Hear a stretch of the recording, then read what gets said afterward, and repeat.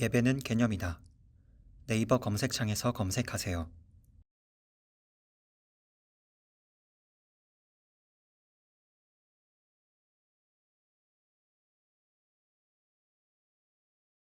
하나님 말씀 보셨습니다. 하나님 말씀은 누가복음 9장입니다. 하나님 말씀은 누가복음 9장 61절부터 62절까지 말씀. 신약성경 109페이지입니다. 신약성경 109페이지 누가복음 9장 61절과 62절 말씀 찾으셨으면 제가 봉독하겠습니다. 또 다른 사람이 이르되 주여 내가 주를 따르겠나이다마는 나로 먼저 내 가족을 작별하게 허락하소서. 예수께서 이르시되 손에 쟁기를 잡고 뒤를 돌아보는 자는 하나님의 나라에 합당하지 아니하니라 하시니라. 아멘. 이 시간은 철로역정 6번째 강의가 되었습니다. 이유 첫 번째 사람입니다. 고집쟁이라고 하는 부분을 살펴보도록 하겠습니다. 고집쟁이. 한번 우리가 본문 한번 볼까요? 그 남자가 가족을 떠나갈 때 이웃 사람들도 그 남자가 달려가는 것을 보기에 나왔다. 어떤 이들은 조롱하였고 어떤 이들은 위협하였으며 돌아오라고 소리치는 사람도 있었다. 그들 가운데 두 사람이 억지로 그 남자를 붙잡아 오기로 결심하였다. 그들 중 한 사람의 이름은 고집쟁이였으며 다른 사람의 이름은 변덕쟁이였다. 그 남자와 이 두 사람의 거리가 상당히 떨어져 있음에도 두 사람은 그 남자를 추격하기로 마음먹었다. 얼마 안 되어 두 사람은 그 남자를 붙잡았다. 그 남자가 이웃이여 왜 나를 따라왔습니까? 라고 질문하자 두 사람은 당신을 설득하여 우리와 함께 돌아가기 위해서입니다. 라고 말하였다. 그러나 그 남자는 절대 그럴 수 없어. 내가 태어난 곳이기도 하지만 당신들이 살고 있는 곳은 멸망의 도시입니다. 얼마 있지 않아서 당신들은 그곳에서 죽을 것이며 내 말을 듣고 나와 함께 갑시다. 라고 말했다. 당신이 버리게 될 모든 것들은 내가 즐기기 위해 찾는 것과 비교할 수 없을 정도로 가치 있는 것들입니다. 만약 당신들이 나와 함께 간다면 그것을 가질 수 있습니다라고 크리스천은 대답하였다. 고집쟁이, 당신이 세상의 모든 것을 버리고 찾으려는 것이 무엇이요? 크리스천, 나는 썩지 않고 더럽지 않고 쇠하지 아니하는 기업을 찾고 있습니다. 이것은 천국에 안전하게 쌓여 있으며 정한 시기가 오면 부지런히 찾는 자들에게 주어질 것입니다. 고집쟁이, 당신의 책을 집어치우시오. 우리와 돌아가겠소? 안 가겠소? 크리스천, 안 돌아갑니다. 나는 손에 쟁기를 잡고 있기 때문입니다. 고집쟁이, 나는 나의 곳으로 돌아가겠소. 나는 이렇게 환상적인 것에 빠져있는 자와 함께 갈 수 없소. 자, 우리가 오늘 이게 살펴보는 부분이 철로역정의 이 두 본성, 인간이 한 사람이 회개를 할 때에 그 심령 속에서 나타나는 두 본성의 특징에 관해서 살펴봅니다.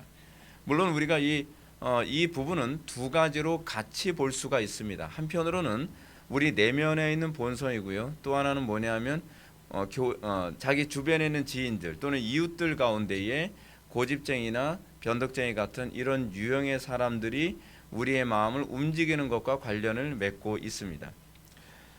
자, 그래서 우리가 이 회개를 막는 두 본성에 대해서 한번 볼까요? 지금 여기 보게 되면은 좀 거리가 멀리 떨어져 있죠. 막 따라가려고 막 여보시오 하면서 막 이렇게 달려가는 이런 모습에서 막 열심히 뛰어가는데 그런 장면이 나옵니다. 이 앞부분을 보게 되면 사람들이 돌아오라고 소리치는 사람도 있었고 그 가운데 두 사람도 억지로 남자를 붙잡아 오기로 결심하였다라고 얘기합니다. 그러면서 다시 한번 이거 봅시다.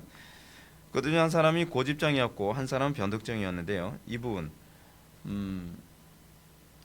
그 남자와 이 두 사람의 거리가 상당히 떨어져 있음에도 불구하고 라고 하는 부분을 좀 염두에 둘 필요성이 있습니다. 그러니까 여러분 처음에 우리가 회개하려고 했을 때 우리의 마음속이 부드럽습니다. 그래서 우리의 마음속에 고집이나 변덕이 별로 없는 것 같은데 우리의 본성이요. 그 심령 속에서 멀리 있는 것 같았던 본성이 우리를 금방 따라와서 우리의 마음을 굳게 만들고 고집세게 만들고 변덕스럽게 만들려고 하는 그런 현상이 나타난다는 것을 번연히 이런 문학적인 기법으로 우리를 설명해주고 있습니다. 그러니까 여러분들 한 사람이 회심한다는 것이 어느 날 설교 들으면 그냥 뚝딱 하면서 회심하거나 그런 거듭나게 되는 그런 현상이 일어나는 게 아닙니다. 우리 속에서 엄청난 전쟁이 시작되어집니다. 우리의 마음속에 내가 하나님의 말씀대로 살고 이전에 우리는 어땠죠? 우리는 내 욕심대로 살았고 내 고집대로 살았고 내 마음이 내키는 대로 그 변덕이 죽을 듯하며 우리가 그렇게 살았던 것이 그냥 쉽게 바뀌는 것이 아닙니다. 우리의 마음에서 전쟁이 일어납니다. 그리고 이 전쟁이 일어나는 가운데에 성령의 도우심을 통해 이기게 되죠. 여러분, 이 개념이 굉장히 흥미로운 개념인데 이게 가나안 전쟁의 특징입니다. 구약에서 가나안 전쟁이 어떻게 일어납니까? 내 힘으로 싸워서 이기는 전쟁이 아니죠. 구약에서 나타나는 가나안 전쟁은 두 가지 개념을 동시에 보여줍니다. 우리 하나님의 백성들의 내면에서 일어나는 전쟁이 어떤 것인지에 대한 양태이면서 동시에 하나님의 백성들이 이 땅에서 죄악된 세상에서 어떻게 싸워서 이길 수 있을까에 관한 부분을 사실 동시에 보여줍니다. 우리는 영적 전쟁이 내면에서 일어나는 것과 동일한 외형적 전쟁이 같이 일어납니다. 예를 들어서 여러분, 우리는 욕심과 싸울 때 외부에 있는 욕심쟁이들만 싸우는 게 아닙니다. 우리 내면에 있는 나의 욕심, 나의 고집이라고 하는 성품과도 싸우죠. 그래서 제가 여러분한테 그런 말씀 드렸죠. 내 본성의 죄악과 싸워본 사람만이 밖에 있는 죄악과 싸운다 그랬죠. 내 죄악과 타협하는 사람은 밖에는 외형적 죄와 적당히 타협하고 그들과 친하게 지내게 됩니다. 우리가 예수를 믿고 나서 왜 우리가 옛날 친구들과 우리가 가까워질 수 없다 그랬죠? 그 이유는 뭐냐면 옛날 친구들은 내가 가지고 있는 내 죄성과 같이 이 융화가 되는 사람들이기 때문에 그렇습니다.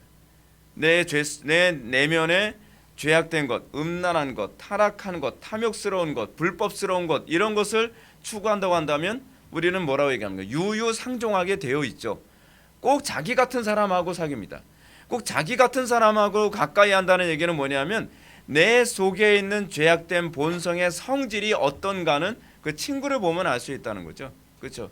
그래서 그 사람이 어떠한가를 알아보려면 그 사람이 어떤 사람과 친한가를 보면 알 수 있다 그러죠. 그럼 그럴 수밖에 없어요.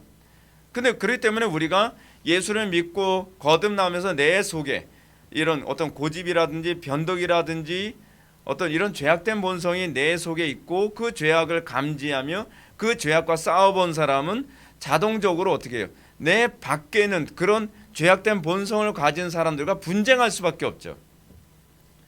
그러니까 분쟁이 안 일어난다. 어떤 자연인들과 분쟁이 일어나지 않는다라고 하는 것은 내 속에 아직 그 죄성과 분열이 일어난 적이 없었다는 것을 입증하는 겁니다. 굉장히 객관적이죠. 굉장히 객관적입니다. 근데 이제 문제가 뭐냐면 우리에게 하나님의 말씀이 조명되어지고 우리가 소위 십자가를 향해서 달려간다고 했을 때에 그것이 그냥 쉽게 그 길로 가게 되어지는 것은 아니라는 것입니다. 여러분, 우리가 싸울 때 가장 큰 적이 누굽니까? 언젠가 누군가 그런 얘기 하더라고요.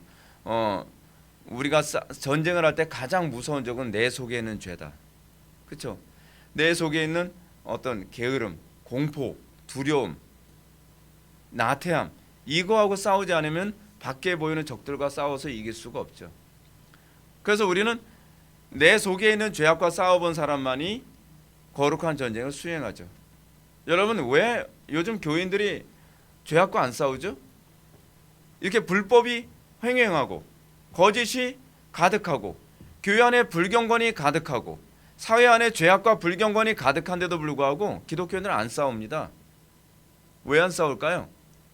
자기 내면에는 죄와 한 번도 싸워본 적이 없기 때문에 그래요. 자기 내면의 죄와 항상 적당히 타협했거든요. 힘들면 그냥 오늘 조금 게을리게 넘어가지 뭐. 근데 문제는 뭐냐면 내 속에 있는 죄와 타협한 사람은요, 내 속에 있는 죄와만 타협하는 것이 아니라 시스템적으로 있는, 환경적으로 있는 또는 관계적으로 있는 그 죄하고도 항상 그런 태도를 견지하게 된다는 겁니다. 그 사람의 태도를 보면 저 사람은 자기 자신의 내면과 항상 저런 상태로 살아가는구나라고 하는 걸 쉽게 파악할 수 있죠. 그래서 그런 사람들은 절대로 안 싸웁니다. 왜냐하면 자기 내면과 한 번도 자기 내면에는 죄와 한 번도 싸워본 적이 없었기 때문에 그런 거죠.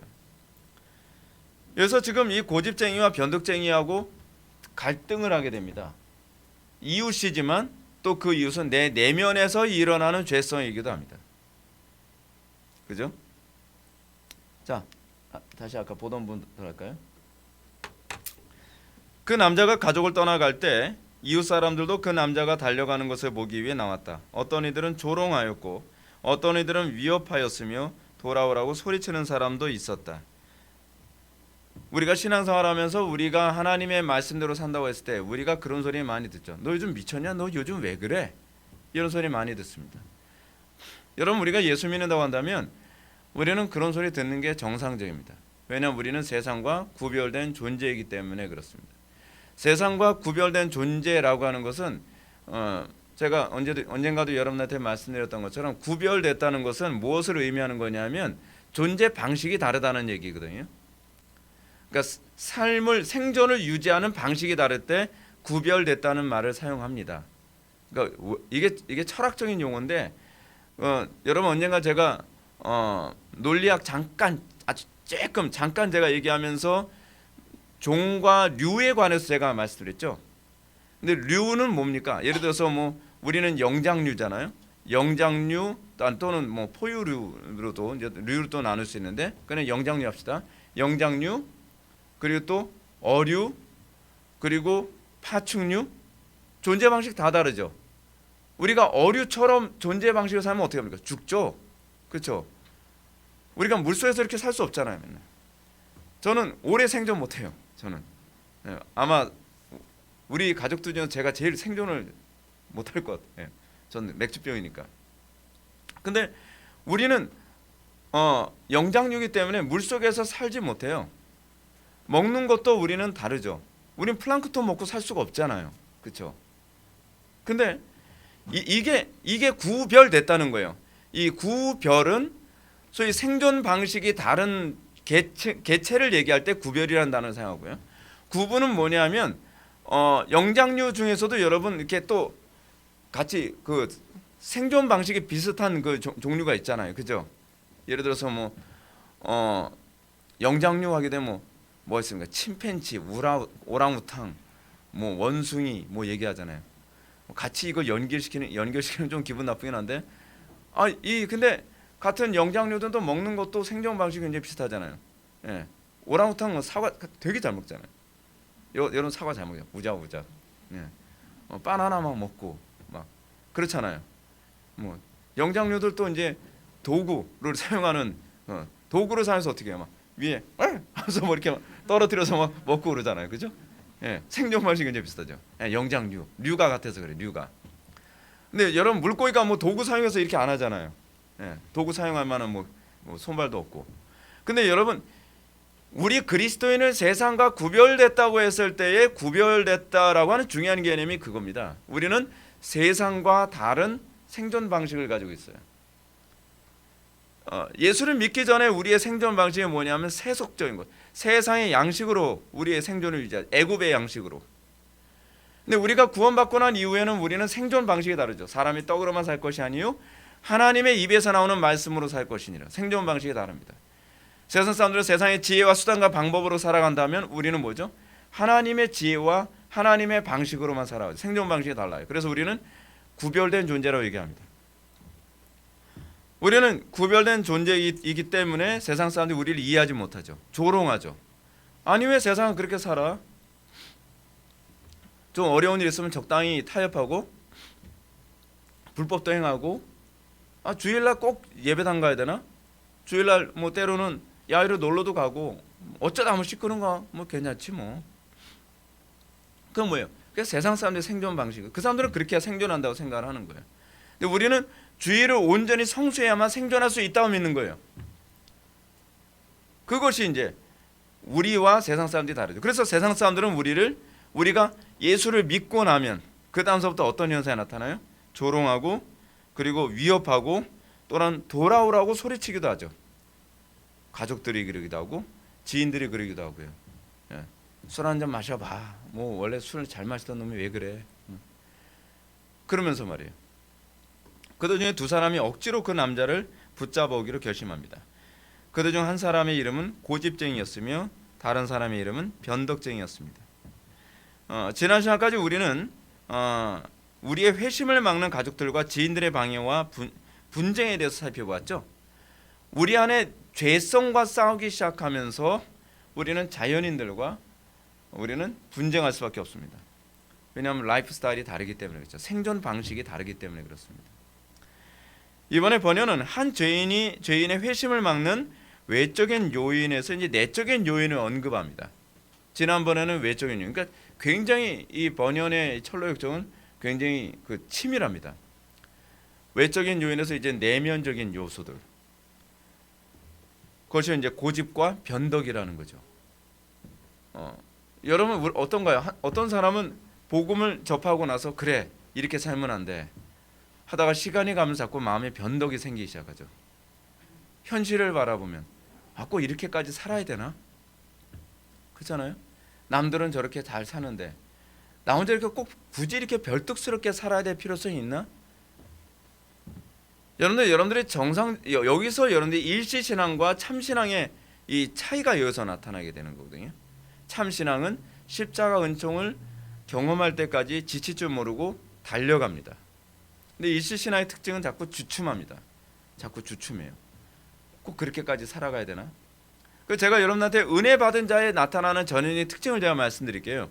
은혜 받은 사람은요 신앙생활을 대충 하지 않습니다. 은혜 받은 사람은요 더 정확하게 온전하게 신앙생활을 하려고 하는 그런 열심이 생기기 시작을 합니다. 그래서 누가 뭐라고 얘기 안 해도 은혜 받고 나면 수요예배 꼭 참석하고 싶어하고 금요예배도 꼭 참석하고 싶어하고, 왜냐하면 그것이 의무감 때문이 아니에요. 내 속에서 성령께서 그것을 독려하기 때문이고, 그 성령께서 내 속에서 독려하는 것 때문에 내 속에 그런 열심이 나오는 거예요. 여러분들이 정말 은혜를 받았다. 근데 저는 그게 잘 보이거든요. 저 사람 진짜 은혜 받았나 보다.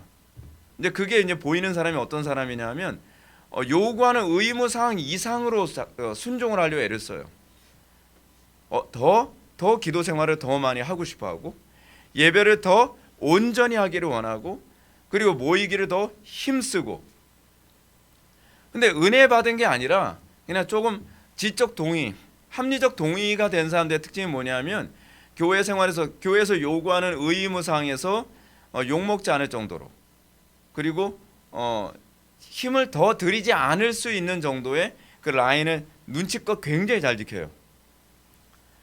잘 지키기 때문에 누구한테 손가락질을 받진 않지만, 왜냐하면 그들이 그렇게 지키는 이유는 뭐냐면 사람에게 보이려고 신앙생활하는 것이기 때문이죠.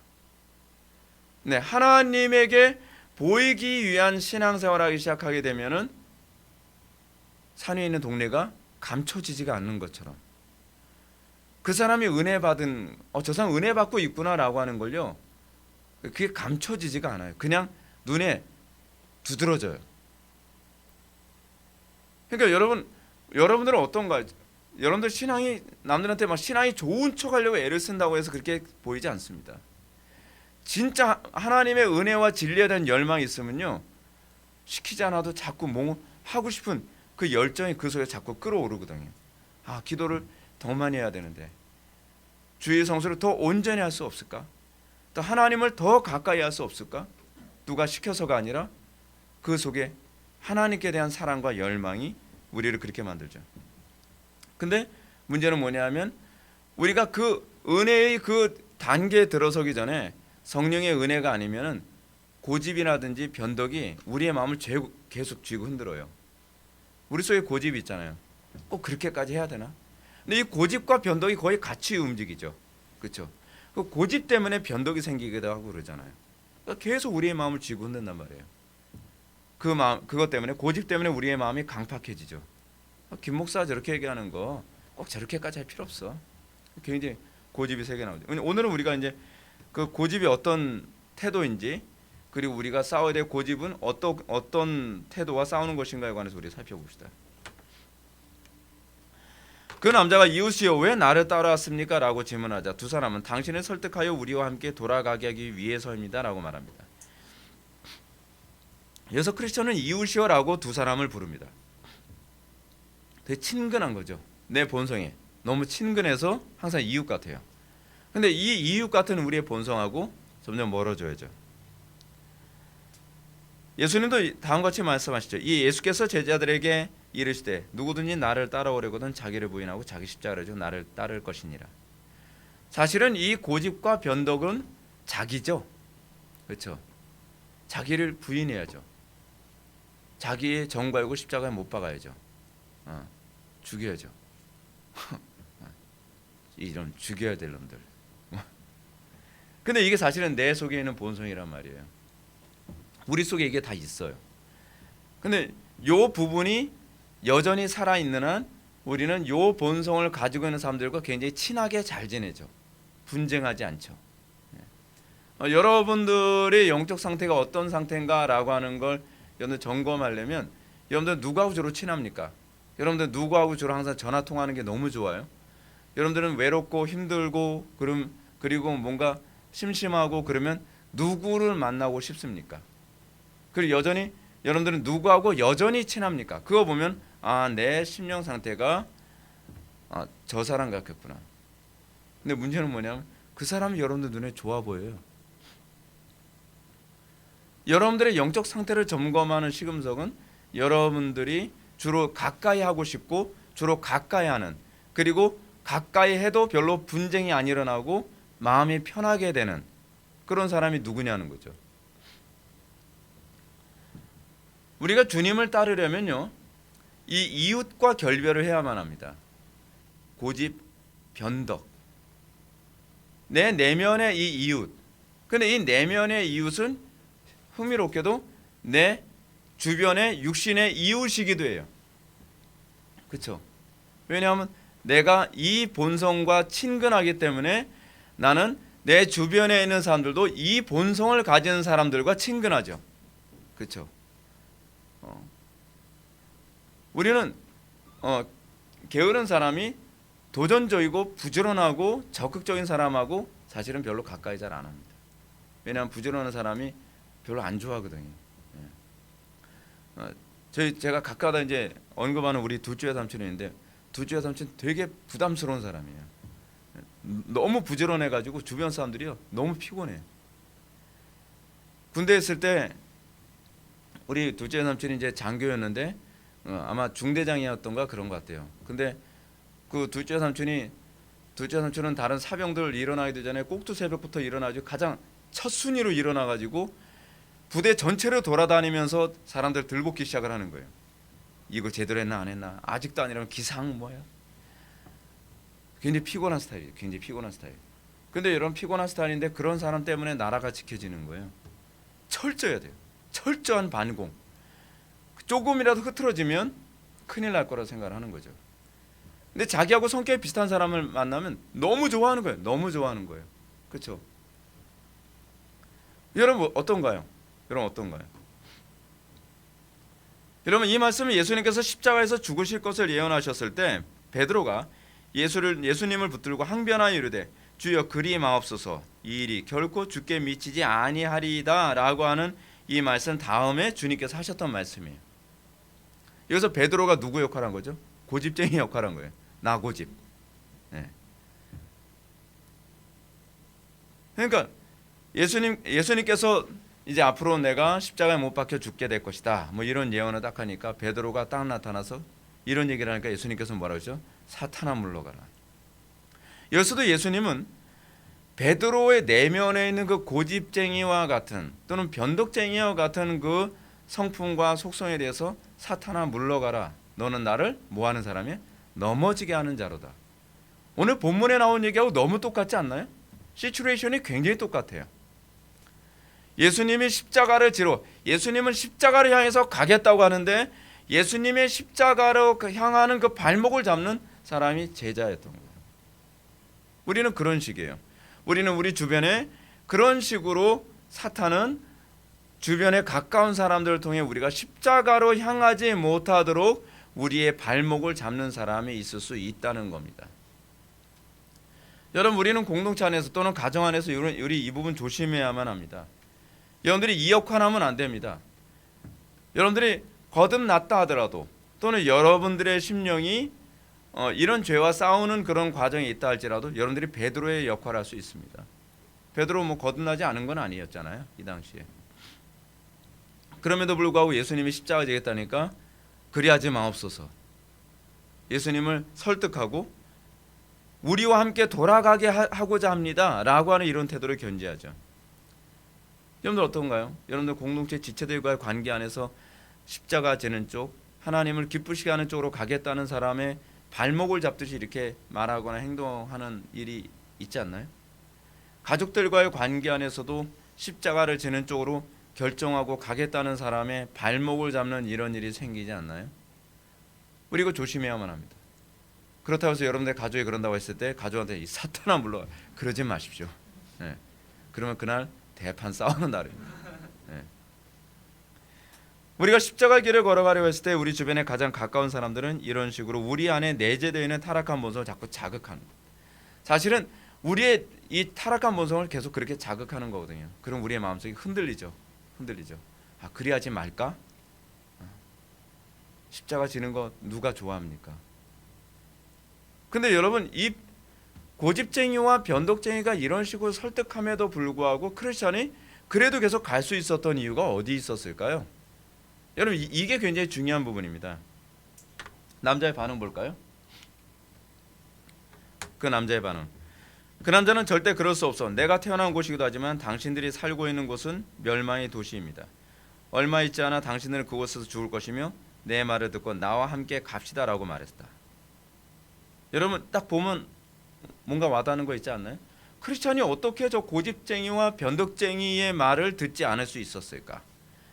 때로는 여러분들 주변에 누군가가 여러분들을 고집쟁이나 변덕쟁이처럼 주여 항변하면서 그리하지 마옵소서. 항변한다라고 하는 그 말은 사실은 헬라어 원어이면은 책망한다라는 그런 말이거든요.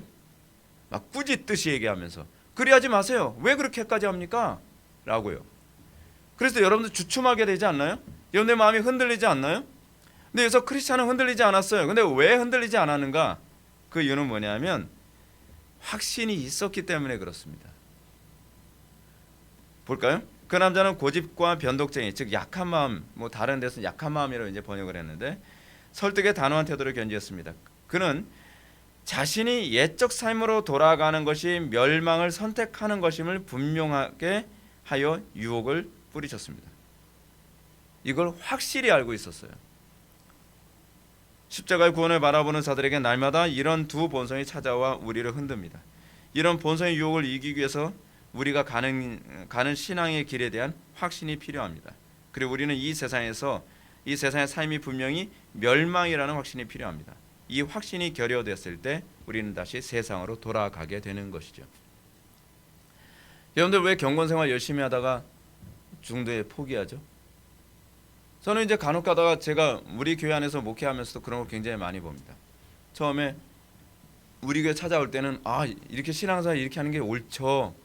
사실 우리 교회에서 추구하는 방향은 십자가거든요. 결국은요. 제가 입에 달고 얘기하는 게 맨날 십자가잖아요. 어떻게 하면 십자가의 길을 끊임없이 완주할 수 있을까? 뭐 십자가 지는 거 좋아할 사람이 어디 있습니까? 아무도 없죠. 저도 별로 안 좋아해요. 네. 십자가 목걸이도 안 걸고 사는 사람인데. 근데 십자가를 진다고 얘기하게 되면 일단은 주춤하게 되죠. 근데 여러분 우리가 한번 묵상해 봅시다. 크리스찬이 왜 십자가를 향해서 달려가죠? 그거는 확신이 있기 때문에 그렇습니다. 여기 머물러 있으면 멸망할 것이라고 하는 확신. 여러분 그 확신이 있나요? 여러분들 현재 나 이렇게 살면 나 안 돼. 내가 이렇게 살다가는 멸망할 거야. 이거 아는 사람만 그 자리를 벗어나죠. 예를 들어서 여러분 그렇지 않나요?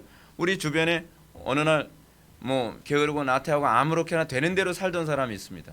근데 그런 사람이 어느 날 자기가 나 이렇게 살다가는 사랑푸시 못하겠구나. 내가 이렇게 노력도 안 하고 이렇게 세월만 보내고 이러다가 내 인생이 어떻게 될까? 이러다가 내가 나중에 노년에 나는 과연 어떻게 인생을 살게 될 것인가? 이런 부분을 심각하게 딱 생각하면서 이렇게 살면 나 큰일 나겠구나 확신하게 됐을 때, 적어도 이건 저는 지금 신앙에 얘기하는 거 아니에요. 그 확신 때문에 인생의 방향이 달라진 사람들 되게 많거든요. 그것 때문에 어느 날 인생을 결단하는 거예요. 나 이제 이렇게 안 살래. 그리고 어떤 방향을 정해서 그 방향을 향해 힘들지만 일관성 있게 살아가죠. 이거 일반 계시거든요. 일반 계시예요. 근데 하다못해 우리가 이 땅에서 자연인처럼 살아가게 되면 장차 하나님께서 이 땅을 심판하실 거라는 확신이 있다고 한다면, 그리고 그 심판에 내가 참여하게 될 것이라고 하는 두려움과 그런 확신이 있다고 한다면 여러분들은 어떻게 살겠습니까? 주변에서 여러분들 말하는 것에 귀가 솔깃해지나요? 제가 이제 언젠가도 여러분한테 그런 말씀드렸죠. 제가 부격자 생활하는데요. 제가 욕을 무지 많이 먹으면서 부격자 생활했거든요. 뭐 지금도 지금 담임 목사하면서도 욕을 많이 먹으면서 하지만 욕을 먹고 사람들한테 진짜 손가락질 굉장히 많이 받아가면서 하는데도 불구하고 그 길을 갈 수밖에 없었던 게 뭐냐면 확신 때문이었어요. 확신. 주변에서 저보고 그런 거예요. 김 전도사, 아니 왜 그렇게 하나? 사람들 다 싫다고 하는데 왜 그런 식으로 해? 근데 저는 그렇게 하지 않으면 그 부서가 무너질 거라는 게 저는 보이거든요. 제가 1999년도에 태어나지도 않은 사람이 여러 있는데, 제가 1999년도에 제가 전도사 생활했던 교회가 있어요. 근데 그 교회 딱 갔는데 제가 딱 보니까 저는 이제 웬만하면요 딱 어느 교회에 딱 가면 이 교회가 어느 상태까지 왔구나라는 게 잘 보여요. 진단하는 몇 가지 툴이 있거든요. 예, 여러분 교회가 무너지기 시작하면 이제 여러분 그거 있잖아요. 뭐 배가 침몰할 때 되면 뭐가 먼저 도망가기 시작하죠? 쥐들 막 도망가고 막 그러잖아요. 예. 제일 둔감한 게 누굽니까? 사람이 제일 둔감하잖아요. 근데 뭐 쥐라는 얘기는 아니고요. 예. 교회 안에서 교회가 무너지고 있구나라고, 여러 한국교회 전반적으로 보세요. 그거 딱 보입니다. 교회가 무너지고 있구나라고 하는 걸 딱 보게 되면요, 누가 가장 먼저 교회에서 사라지기 시작하는지 아세요? 젊은 사람들이에요. 저는 교회 딱 가서 그것부터 봐요. 여기 젊은 사람들이 어느 정도 있나. 근데 젊은 사람들이 별로 없다. 그러면 이 교회 지금 하향세구나. 그리고 그 다음에 누가 교회에서 교회를 떠날 것 같습니까? 교회에서 정말 믿음이 있다고 하는 그 교회 집사님들, 그런 분들이 교회를 떠나요. 버티다 못해 떠나는 거예요. 그런 분들은요. 그리고 나서 최악의 상태인 교회는 어떤 상태냐면요, 교회에 독이 될 만한 사람들만 다 모여 있는 그런 상태. 그럼 이제 그 3단계로 딱 이제 보면요, 교회 상태가 딱 보여요. 지금 여러분 한국 교회는 그럼 어느 상태인 것 같은가요?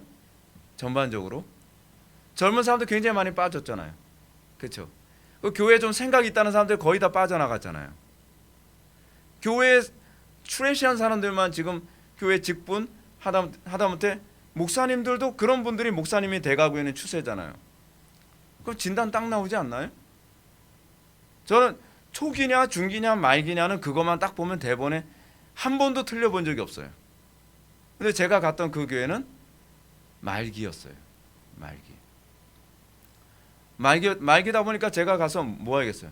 맨날 애들 뭐 회개해라, 정신 차려라, 맨날 그러죠. 온 교회에서 욕을 엄청 많이 먹었어요. 애들이 뭐 예배 중간에 나가서 농구하다가 들어오는 애들도 있고 그럴 정도니까요. 탁구하다가 들어오는 애들도 있고. 완전히 뭐 상태가 최악인 거죠. 근데 거기서 그렇게 제가 이제 설교하고 나서 예배 마치고 딱 오면요, 그 전사님들이 그래요. 그 교육자실에 딱 오면, 부흥회 잘하셨어요? 비아냥 반 아니 무슨 그렇게 해서 애들이 안 변해요. 애들을요, 일단 애들 많이 모으려면 치킨을 많이 먹여야 되고요. 그리고 그 프로그램 많이 돌려야 돼요. 제가 진짜 너무 답답한 거예요. 그분들은 그래야 된다고 너무 확신하는 거예요. 그것 때문에 이제껏 학생부가 이렇게 망가졌는데, 고집이나 변덕쟁이 같은 유혹이 그런 식으로 계속 오죠. 비아냥거리죠, 손가락질하죠, 이렇게 해야 된다고 얘기하죠. 근데 제가 말을 안 들으니까 저보고 고집 세다 그래요. 고집이 센 게 아니라요, 저는 확신이 있어서 그래요. 그렇게 가면 멸망한다는 확신이 있었거든요. 그리고 제가 사임한 이후에 완전 풍비박산 났어요. 그 교회가. 어떤가요? 여러분들 신앙생활 하면서 여러분 지금 가족들이나 주변 사람들한테 왜 여러분들 쉽게 타협하고 쉽게 여러분들 끌려다니죠? 여러분들 주변에서 뭐라고 하기 때문이 아니에요. 중요한 건 여러분들이 신앙의 일관성을 잃어버리는 중요한 이유는 뭐냐면, 여러분들이 그렇게 신앙생활하는 것에 대해서 확신이 없기 때문에 그래요. 사람들이 저보고 그럽니다. 김 목사님 어떻게 회복의 교회를 이런 식으로 운영할 생각을 하셨죠? 저는 확신이 있으니까요. 저는 살 길이 이쪽 길밖에 없다고 저는 생각을 하니까요. 여러분 우리 교회에서 팀 모임 이거 유지하는데 몇 년 걸린지 여러분 아십니까? 여러분들은 그냥 우리 교회 중간에 왔으니까 뭐 그냥 팀 모임 있나 보다, 그냥 모임 만들면 만들어지나, 안 만들어집니다. 우리 교회 팀 모임 만드는데 10년 걸렸습니다. 이거 정착시키는데 10년 걸렸어요. 무슨 10년까지. 아니요. 교회 안에 고집쟁이들이 얼마나 많은지 몰라요. 꼭 해야 되나요? 꼭 굳이 이렇게 해야 되나요? 확신이 없으면요 그렇게 오래 못 가요. 우리 지금 몇 년째 하는 거죠? 19년째 지금 하고 있습니다. 팀 모임이요. 아무도 이런 팀 모임을 어느 교회에서 한 적도 없잖아요. 종교개혁 시대 때는 이런 모임이 있었어요. 확신이 없으면요 일관성 있게 신앙생활 할 수가 없습니다.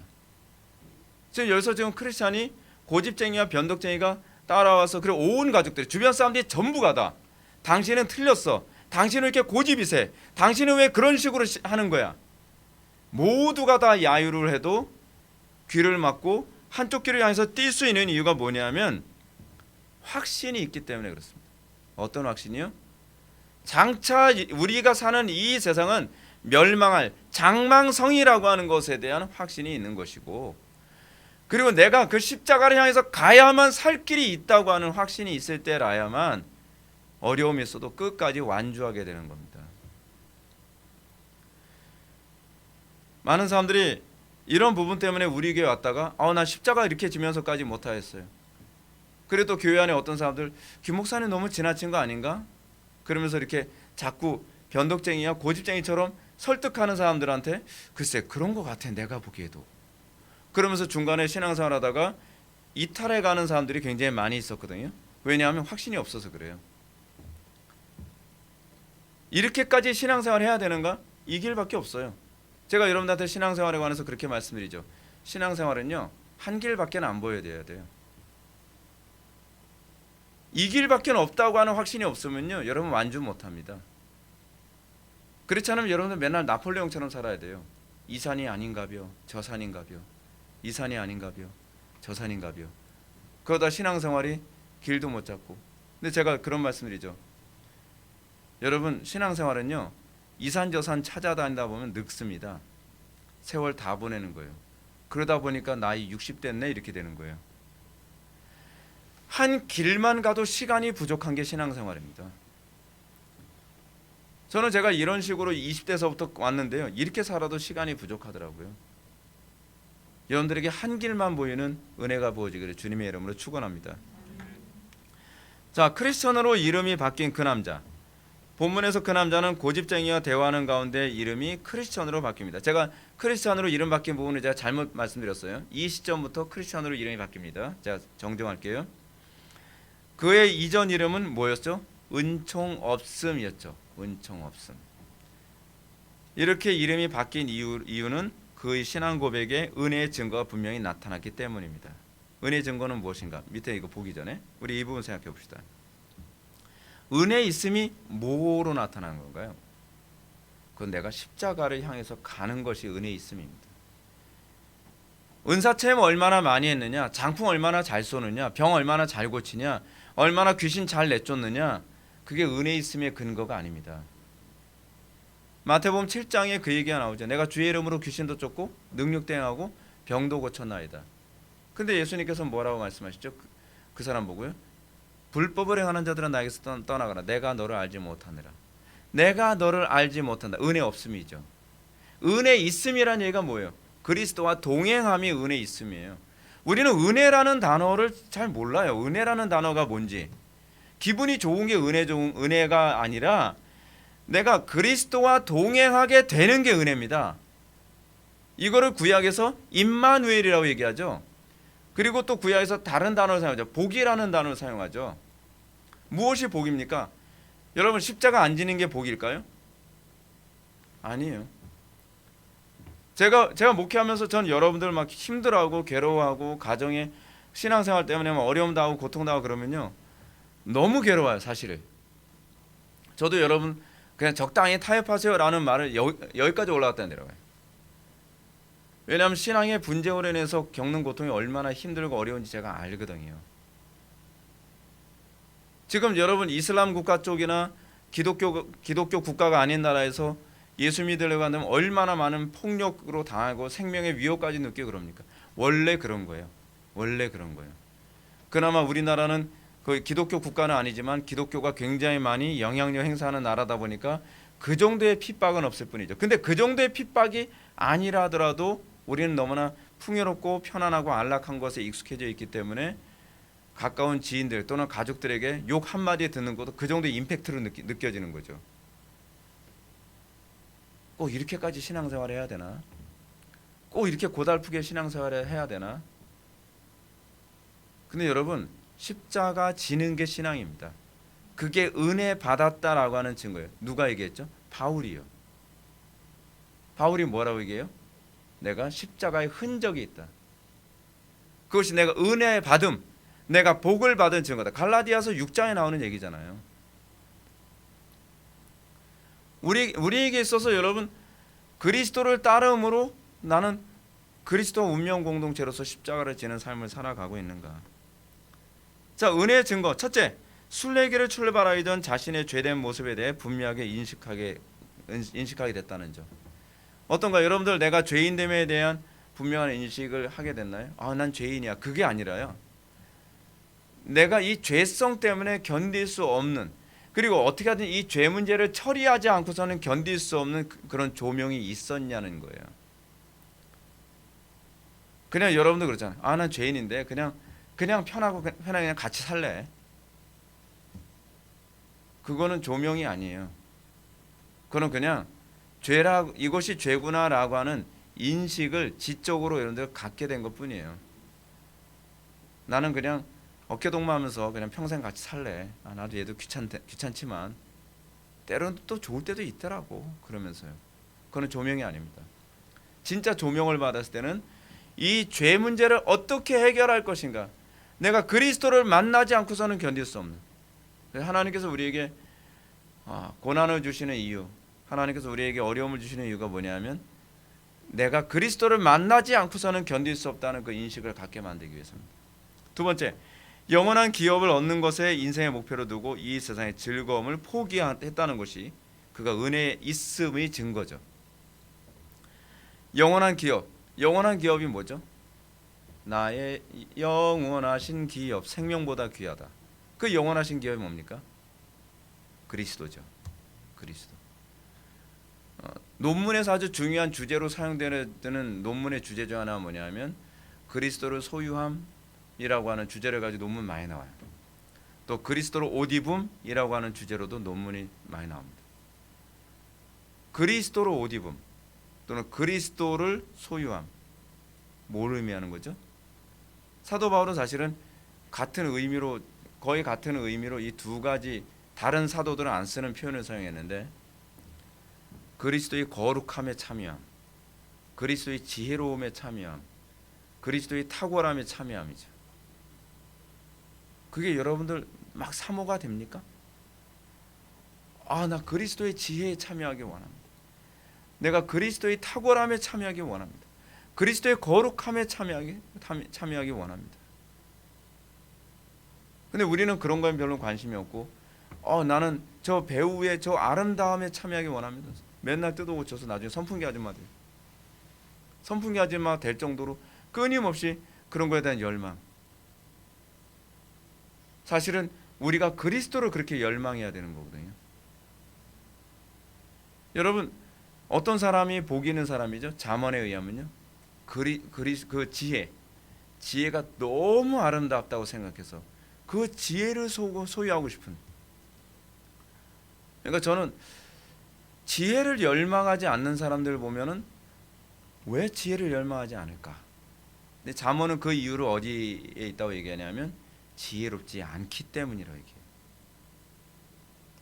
지혜로운 사람은 지혜를 열망합니다. 그렇죠? 지혜롭지 않기 때문에 지혜를 열망하지 않아요. 지혜의 가치를 보는 거죠.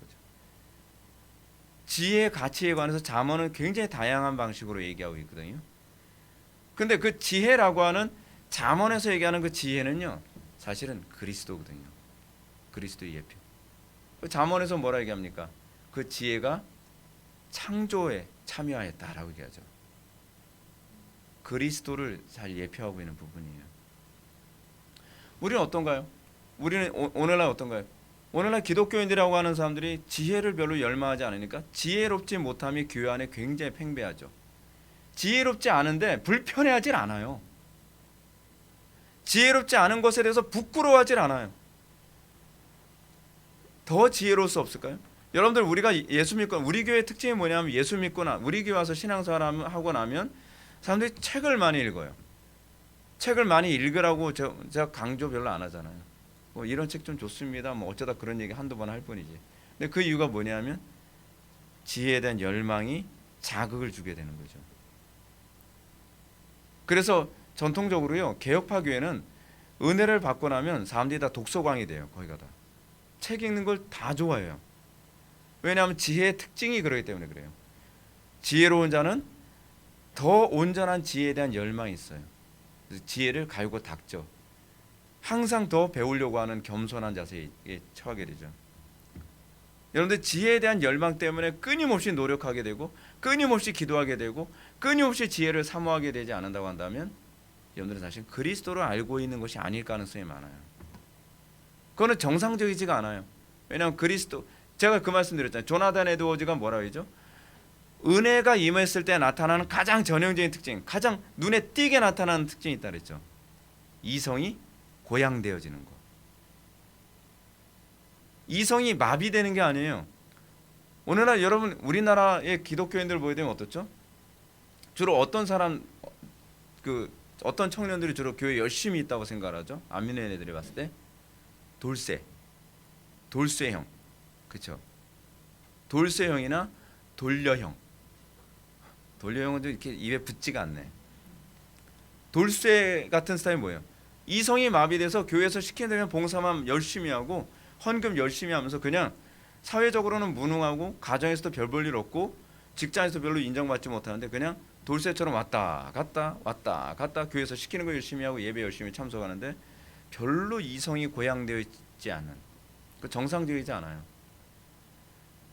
조나단 에드워즈가 얘기한 것처럼 성령 자체가 지혜의 영이시기 때문에 지혜의 영이신 성령님이 우리에게 오시게 되면 우리가 지혜로워지고 우리의 이성이 탁월해져요. 그래서 기독교가 들어간 나라의 특징이 뭐예요? 굉장히 합리적이잖아요. 굉장히 이성적이고요. 그게 정상적인 거예요. 셋째로, 영원한 것을 열심히 찾는 자들에게 줄 하나님의 약속을 철저히 믿고 그대로 실행하고 있는 것. 은혜가 임하게 되면요, 어린아이처럼 하나님의 말씀을 알기를 원하고 아는 것으로 그치는 것이 아니라 어떻게 실천할 것인가에 대해서 굉장히 고민을 많이 해요. 생각을 굉장히 많이 합니다.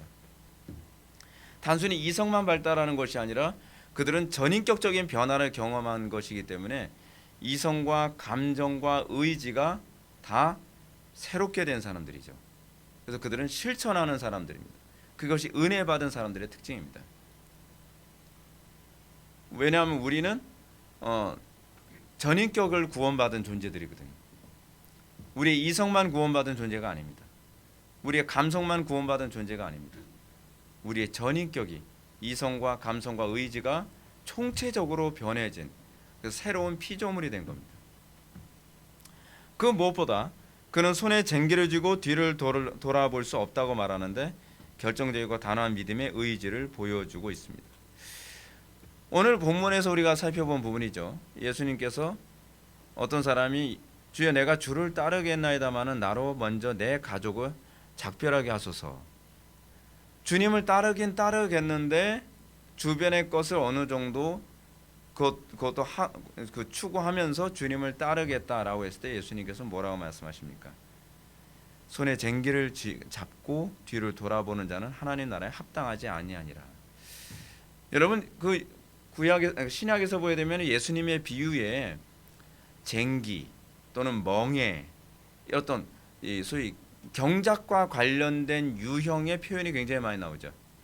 근데 그 표현이 많이 나오는 이유가 뭐냐면 창세기의 예배, 그 경작과 관련되어져 있기 때문에 그렇습니다. 지금 예수님께서는 우리의 구원받음의 목적이 뭐라고 얘기하냐면 경작을 위해서 구원받는, 하나님 나라 일꾼으로 구원받는 거라고 것을 알려주고 계시는 거거든요.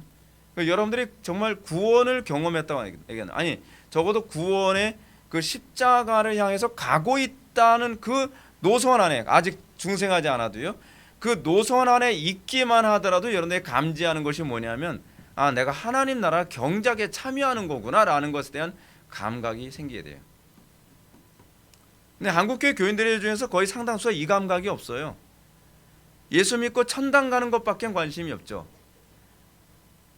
정확하게 얘기한다면 하나님께서는 우리를 천당 가도록 부르신 존재가 아니라 천당을 이루도록 하기 위해 우리를 부르신 거죠.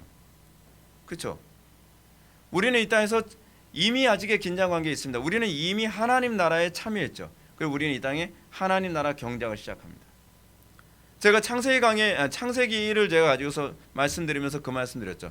하나님께서 모든 피조물들을 창조하시고 난 다음에 하나님께서 어떤 사람이, 어떤 존재가 없어서 하나님께서 사람을 창조하셨다고요? 경작할 사람이 없으므로 이미 먼저 뭐가 있는 거예요? 경작할 대상이 먼저 이미 주어졌고, 그리고 하나님께서는 그 경작을 위해 사람을 창조하신 거죠. 에덴 동산을 창조하시고 나서 거기다가 사람을 이끌어 경작을 하게 만드시는 거죠. 여러분, 왜 하나님께서는 여러분들을 대한민국에 태어나게 하셨죠? 왜 하나님께서는 여러분들이 인천에 살게 하셨죠? 저는 인천이 아닌데요. 상관없어요. 왜 여러분들은 여러분들의 가정, 어떤 사람 그러죠? 왜 하나님, 저는 이렇게 불모지 같은 가정에서 저 혼자 예수 믿게 하셔서 이렇게 고통스럽게 하시나요? 그게 여러분들의 경작지이기 때문에 그렇습니다.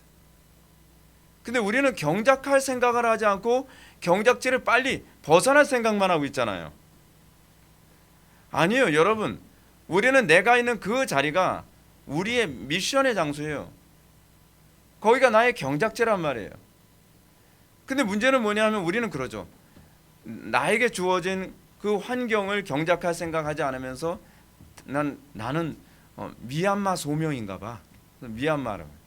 나는 아프리카가 나의 소명인가 봐. 아프리카. 근데 예수님께서 뭐라고 말씀하시죠? 자기 가족을 돌아보지 않는 것이 얼마나 큰 죄인지를 지적하죠. 작은 일에 충성된 자에게 하나님께서 큰 걸 맡기신다고 얘기하고 있죠. 우리에게 주어진 조그만 거 하나하나를 경작해내는 것을 하나님께 보여줘야 됩니다. 여러분, 학생들 공부하는 게 경작이에요. 지금 우리나라 어떻죠? 교회에서 보면요, 공부라고 하는 자기의 경작지를 불성실하게 하면서 걔네들이 저의 앞으로 꿈은요, 목사님이 되는 거예요. 목사님들 뭐 어쩌려고? 지금 공부도, 이런 표현 사용, 굉장히 잘 안 하면서, 아니 자기가 지금 현재 있는 그 학업의 자리에서 불성실하고 요령만 피고 시간만 때우고 얼렁뚱땅 살아가면서 그런 인간이 목사가 되면 어떻게 하려고 그런 거예요? 설교도 얼렁뚱땅 준비할 거 아니에요. 설교 준비하는 거 되게 힘들거든요. 설교 준비 정말 안 하면서 살았으면 좋겠어요. 설교만 준비합니까? 맨날 글 써야죠. 상담해야죠. 기도에 인도해야 되죠. 예배 한 번 한 번 할 때마다 정말 피를 짜내듯이 그렇게 예배를 인도하죠. 자기가 있는 그 자리에서 자신의 소명을 충실하게 감당하지 않는 사람에게 하나님은요, 결코 소명 맡기지 않습니다. 큰 거 맡기지 않습니다. 근데 우리는 자꾸 저는 이 대한민국을 복음화하는 큰 그릇으로 쓰임 받기 원해요. 그 자리에서부터 자라세요. 그 자리에서부터 내가 산 위의 동네처럼 탁월하게 하나님께 헌신하는, 사람에게 칭찬받기 위해서가 아니라 하나님께 칭찬받는 사역자로서 내 직장에서, 내 가정에서, 내가 공부하는 그 학업에서, 캠퍼스에서 내 역할에 충실히 하란 말이에요. 그게 바로 쟁기의지를 하는 거죠. 그게 우리가 경작자로 살아가는 거잖아요. 자기 자신의 삶에 있어서 성실하지 않은 사람이 하나님께 쓰임받길 기대하지 마십시오. 그 사람은 하나님 나라를 황폐하게 만드는 사람입니다. 하나님의 일을 한다고 하면서 문제를 더 크게 만들어요. 그런 사람들은 하나님의 일을 더 파괴시킵니다. 제가 중고등부 사역할 때 제일 골칫덩이들이 있었어요. 자기 예를 들어서 야 요번에 청소 니네도 좀 해라. 그럼 청소를 막 대충 하고 맨날 짜증 내고 학생부 안에서도 소위 피스메이커가 아니라 그 뭐라 그럽니까? 하여간 문제를 항상 야기하는 그런 애. 근데 맨날 저 찬양인도 저 리더 시켜주시면 안 되나요? 그런 거 남들 앞에서 정말 인정받고 저 그거 하면 정말 잘할 자신이 있는데 너는 기초부터 틀렸어. 이것부터 성실했으면 좋겠어. 이것 하나 성실하지 못한 작은 일에 충성되지 않은 사람이 큰 일 충성했다고 하는 것만큼 위선이 어디 있어요? 그렇잖아요. 작은 일 하나 충성 안 하면서 그래 저는 고난이 오면 저는 순교할 수 있을 것 같아요. 순교 같은 소리 하덜덜 많아요. 너의 삶 속에 날마다 너의 게으름을 극복하는 게 순교고, 날마다 너의 삶 속에서 너에게 주어진 그 하나의 충실한 거, 성실하게 살아가는 거, 그거 하나가 순교고 자기 부인인데, 이거 하나 못하면서 그런 허풍 좀 떨지 마, 그러고 싶지 않나요? 근데 교회 안에 그런 사람들이 너무 많죠. 너무 많죠. 지금 이 사람 뭐라고 얘기합니까? 손에 쟁기를 쥐고 뒤돌아볼 수 없다고 얘기합니다. 왜요? 목표가 너무 분명하기 때문에 그런 거예요. 자기가 무엇을 위해서 부름받았는가에 대해서 아니까. 고집장의 특징 봅시다. 첫째, 고집장이는 이 세상 신에 의해 눈이 감긴 자입니다. 이 세상의 일시적인 즐거움과 안전을 인생의 목표로 삼고 일시적인 것 때문에 영원한 것을 보지 못하는 자죠. 우리 속에 그게 있잖아요. 이것 때문에 우리가 십자가를 향해서 가기 싫어하는 것 아닌가요? 십자가를 향해서 가면 어떻게? 세상적인 즐거움 우리가 포기해야 되잖아요. 그리고 세상적인 안정, 평안함 포기해야 되잖아요. 그게 십자가거든요. 세상의 안락함과 즐거움이 그에겐 신이기 때문에 그것을 포기하고 보이지 않는 영원한 것들을 추구하라는 크리스천의 말은 매우 어리석어 보이죠. 이게 우리 내면에서 일어나는 갈등 아닌가요? 둘째로, 고집장이는 성경을 읽어보라는 크리스천의 말에 대해 멸시의 말로 대꾸하죠. 자신의 제한된 생각에 집착하여 다른 사람의 말을 듣지 않는 고집이 나타납니다. 고집장의 특징이 그거예요. 자기 욕심을 채리기 위해서 남의 말에 귀담아 듣지 않아요. 걸러서 듣죠. 그렇죠. 자기 귀에 단 거는 듣지만 쓰다고 생각하면 안 듣죠. 고집장이는 자신의 인생의 경험과 철학이 더 중요하며 그 정도면 충분하다고 생각합니다. 이거 김홍만 목사님 책 부분을 이거는 카피해서 제가 쓴 겁니다. 셋째로, 고집장이는 급하게 화를 내는 성품의 소유자입니다. 이러한 태도는 교만에서 나옵니다. 자신의 생각과 맞지 않으면 먼저 화부터 내며 상대방을 비난합니다. 네, 이게 고집장의 특징입니다. 우리 안에 이런 고집이 있나요? 우리를 십자가로 향하지 못하게 만드는 그런 고집이 우리 속에서 혹시 작동하고 있지 않나요? 우리가 정말 고민해야 될 게 그겁니다. 우리는 끊임없이 우리 내면에서 그 고집의 작용, 그리고 같은 그런 유형이 내 속에서만 있는 것이 아니라 우리 주변의 지인들, 그리고 우리의 가족들, 그런 사람들이 우리의 마음을 끊임없이 흔들어 놓죠. 분명한 건 여러분들 신앙생활에서 이 길을 걷는 것에 확신이 있어야만 이 고집쟁이나 변덕쟁이의 이런 유혹을 뿌리칠 수 있다는 것입니다. 쟁기를 잡고서 뒤를 돌아보지 않고 일직선을 향해서 한 방향만, 그 외길만 갈 수 있는 건 확신이 있어야만 합니다. 흔들립니까? 확신을 구하십시오. 그리고 그 안에서 흐트러지지 않고 우리가 이 길만 갈 수 있는 그 확신과 그 충만한 가운데 여러분들 살아가기를 주님의 이름으로 축원합니다. 기도하시겠습니다. 사랑이 많으신 하나님, 우리의 마음속에 두 본성이 우리를 십자가 지지 못하도록 만드는 것을 끊임없이 보게 됩니다. 그래서 우리는 날마다 오라 곤고한 사람이라다 누가 이 사망의 몸에서 나를 건져내라라고 탄식하게 됩니다.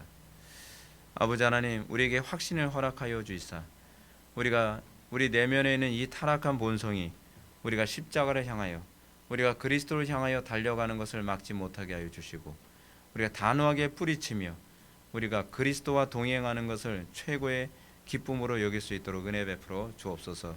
예수님의 거룩하신 이름으로 기도드립나이다. 아멘.